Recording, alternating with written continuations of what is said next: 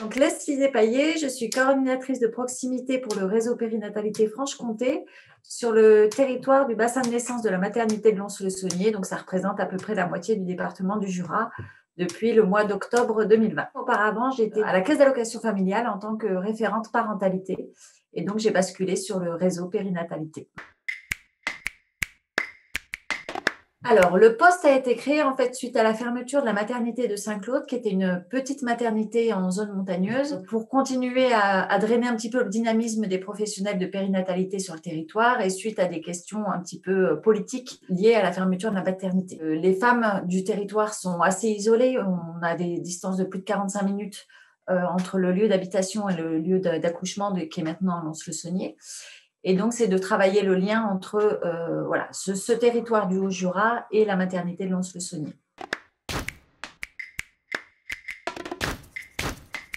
Une grande partie de mes missions, en fait, c'est donc voilà, de créer ce lien entre la maternité et les professionnels, et même entre les professionnels du territoire, dans tout le domaine de la périnatalité. Donc, en fait, ça va aussi bien au niveau des PMI, du domaine hospitalier, les professionnels libéraux, mais également les associations, tout ce qui est addiction, ce qui peut être aussi en lien avec les personnes migrantes, voilà, pour que chacun se connaisse et qu'en fait, le lien se fasse facilement sans avoir besoin de passer par des personnes référentes.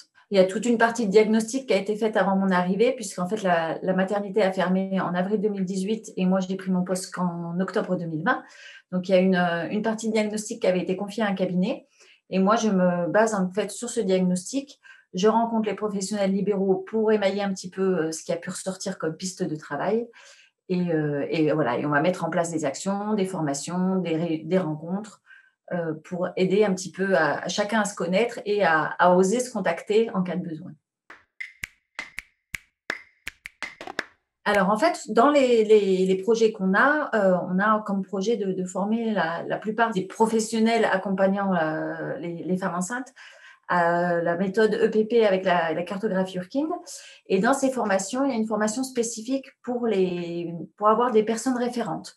Donc, ce serait principalement, a priori, des sages-femmes de PMI ou d'hôpital qui seraient formées justement pour suivre ces cas complexes et qui seraient identifiées comme telles pour que les professionnels qui ne soient pas formés en tant que personnes référentes puissent connaître ces personnes et réorienter les femmes ou les questionner en cas de doute. Donc, ça ne passe pas du tout par moi. Moi, je suis vraiment sur le lien entre les professionnels pour monter en compétence certains par des formations et que le lien se fasse directement.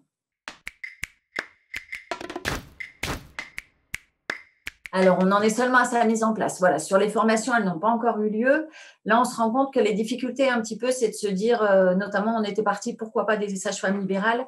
Après, on sent qu'il y a des notions de concurrence, des fois, entre les différentes sages-femmes, entre l'hôpital, les sages-femmes libérales, voilà, entre les différentes activités. Donc, on se dit, voilà, il y a déjà tout un travail avant à mettre en place pour qu'il y ait une bonne confiance, pour qu'effectivement, il n'y ait pas de crainte à orienter sa patiente en cas de difficulté particulière ou voilà, que les personnes se connaissent parce que sans ça, ça ne marchera pas. Donc, c'est l'intérêt d'avoir basé auparavant tout un travail de coordination et d'accompagnement pour que les personnes se connaissent et qu'elles osent voilà, s'orienter les patientes, se questionner et sinon ça ne fonctionne pas si elles n'ont pas déjà au départ l'habitude de travailler un peu ensemble.